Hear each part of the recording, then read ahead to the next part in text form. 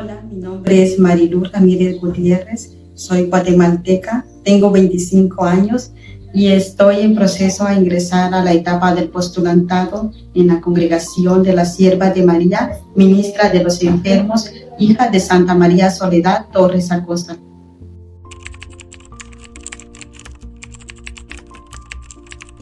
Podría decir gratitud. Siento gratitud por la misericordia y fidelidad de Dios para conmigo, que me llama cada día y me invita a responderle en cada momento de la vida. Le doy gracias a Dios por el llamado que me hace, aunque a veces en los procesos en la vida muchas veces sentimos duda o miedo, mas Él nos invita siempre a confiar y nos demuestra que es generoso al darnos su amor y su misericordia, que es fiel siempre y que no es cambiante como a veces nuestra debilidad humana lo cree.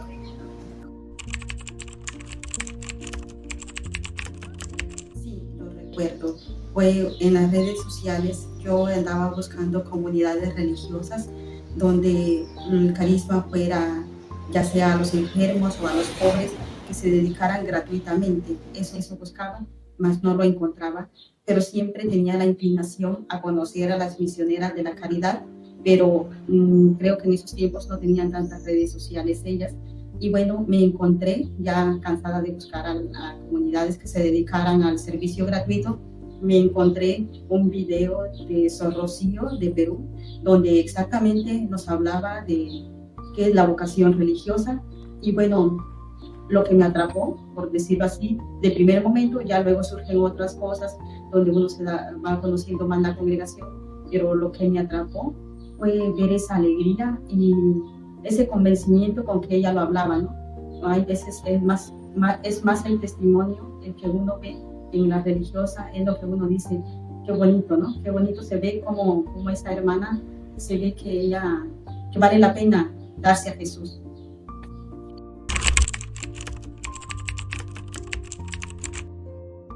Bueno, mi familia no lo tomó tan mal porque,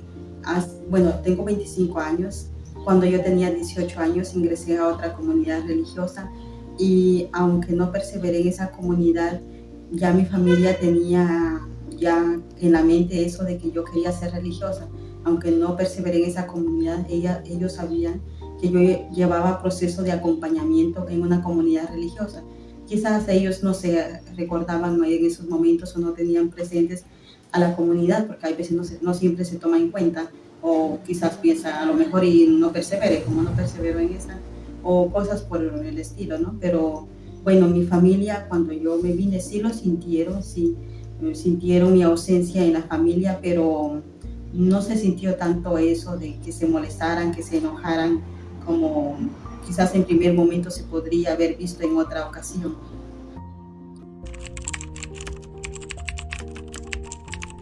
Con las Siervas de María y no en otra congregación, ya que hay otros carismas y otros caminos. Bueno, de primer momento fue porque ya conociendo a mi promotora vocacional, después de Sor Rocío, conocía a mi promotora vocación, la que me acompañó. Ya con ella fui conociendo un poquito más la congregación y bueno, me di cuenta que este era el lugar. En una ocasión le dije a mi formadora, yo quiero ser de su congregación, porque en ese momento ella me estaba acompañando para yo poder conocer a las misioneras de la caridad, la que me llamaba la atención de primer momento, pero ya mi formadora me acompañó y bueno, pero ella respetaba ese espacio, ¿no? Que ella sabía que yo quería conocer a las misioneras de la caridad y ella consiguió los contactos muy rápido. Luego me saludó y me dijo que cómo iba, ya yo le dije que no. Yo le dije, si yo he de ser religiosa, he de ser religiosa de su congregación. Y en otro momento le dije, si yo no sería sierva de María, pues quizás no sería religiosa, no optaría por la vida consagrada, porque me siento muy identificada, el carisma es muy único, las Siervas de María son muy únicas, no en la misión, en el hacer, porque en el hacer también hay enfermeras que se dedican a eso, sino en el ser, ¿no? Lo que más me atrajo fue de sentirme identificada con la congregación, fue al ver cómo mi formadora cuidaba a los enfermos, al ver su oración, al ver el amor a la Santa Madre. Bueno, eso me convenció de que por qué elegía a las siervas de María y no otro camino.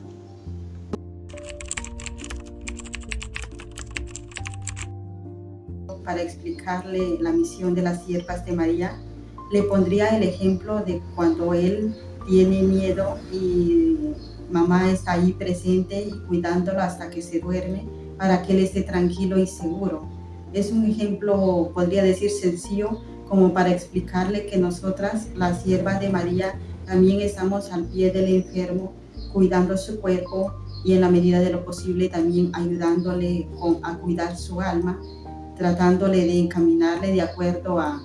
cómo está en su fe nuestro paciente. Bueno,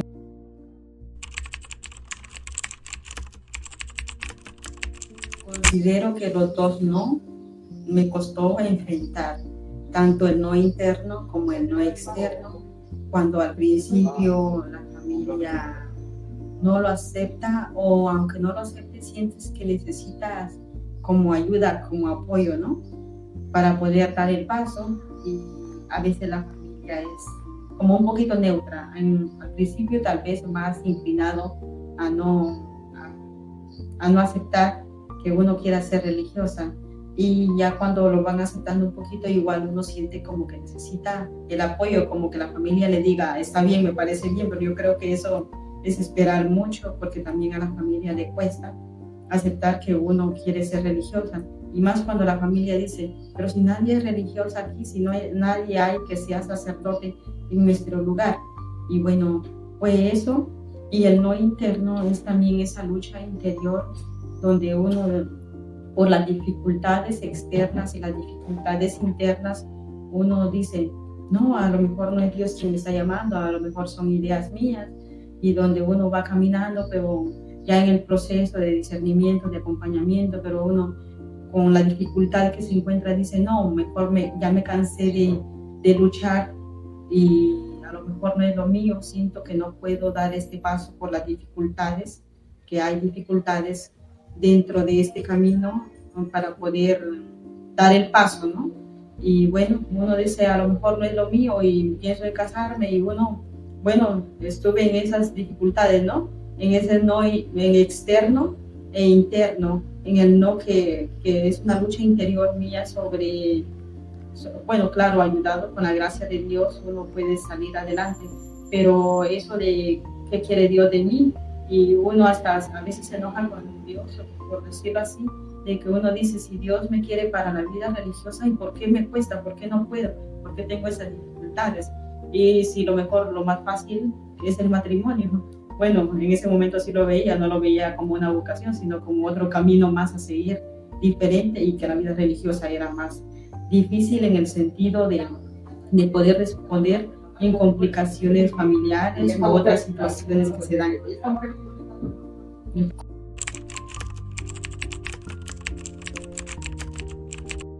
No le diría que no tenga miedo, le diría que se arriesgue, que todos tenemos miedo en la vida, que hemos tenido miedo a dar el paso y que en algún momento el miedo siempre aparece, pero que el miedo no nos puede paralizar, no nos tiene que paralizar, sino que hay que decirle al Señor, Señor, quiero responderte aún con mis miedos, entregarte estos miedos, que tú los conviertas, que tú me ayudes. No es la confianza en Dios el que nos ayuda para enfrentar esos miedos que también son muy normales, muy naturales. Siempre tenemos miedo a algo nuevo, algo como qué será después, o si esto es mío o no es mío. Pues lo mejor es que te arriesgues, que te animes, que des un paso, que des ese paso, que aunque nos cuesta, porque a todos nos ha costado dar el paso, pero que des confiando en que Dios te guiará y que nunca estarás sola, sino que Él siempre va a estar contigo y te va a ayudar.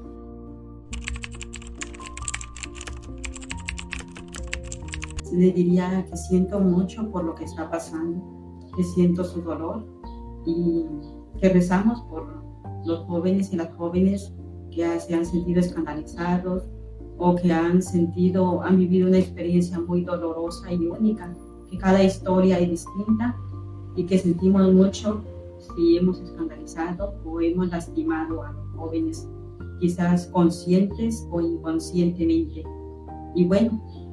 que podríamos decir el camino es el perdón, ¿no? Perdonar quizás en concreto, al principio uno diría a la congregación, a la comunidad religiosa, pero hay que ir concretizando y decir a la hermana, darle nombre a lo que se siente y entregarlo al Señor.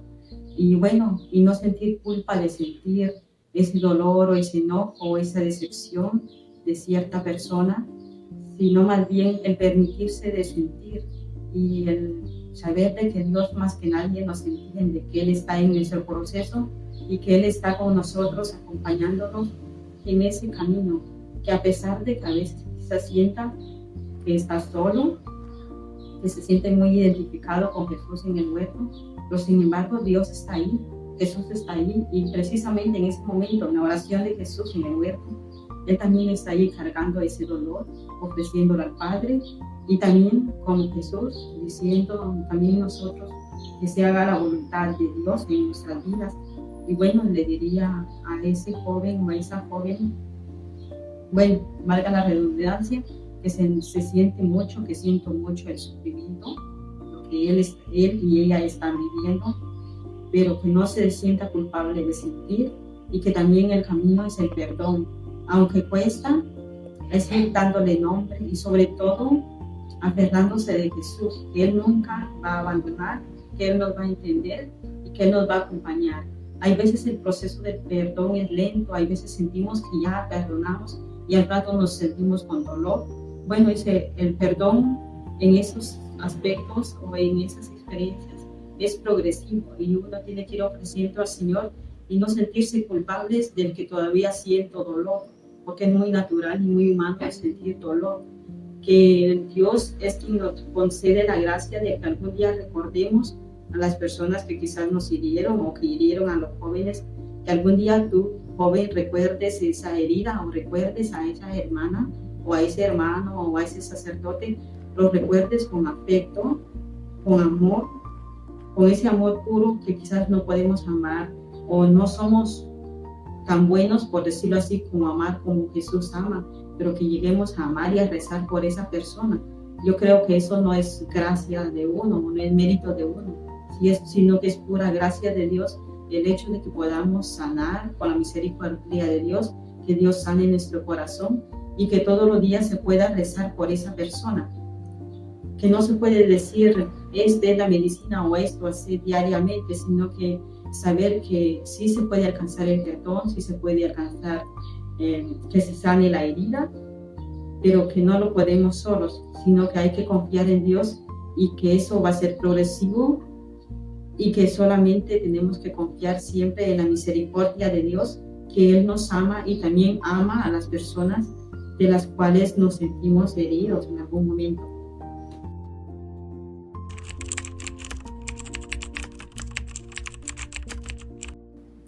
Bueno, le diría que seamos auténticas, que recibamos a los jóvenes, pero que también que existan hermanas promotoras vocacionales que se sientan con amor a la congregación, con amor al aumento de vocaciones y con mucho sentido de pertenencia y sobre todo que sepan acompañar a la joven del hoy, porque ya vemos que nosotras jóvenes actuales del hoy tenemos diferentes procesos y diferentes formas en que necesitamos ser acompañadas, no como las que ingresaban hace 50 años, hace 60 años, sino que en el hoy la joven necesita un tipo de acompañamiento que nos ayude o que le ayude a la joven a discernir la vocación a la que Dios le está llamando.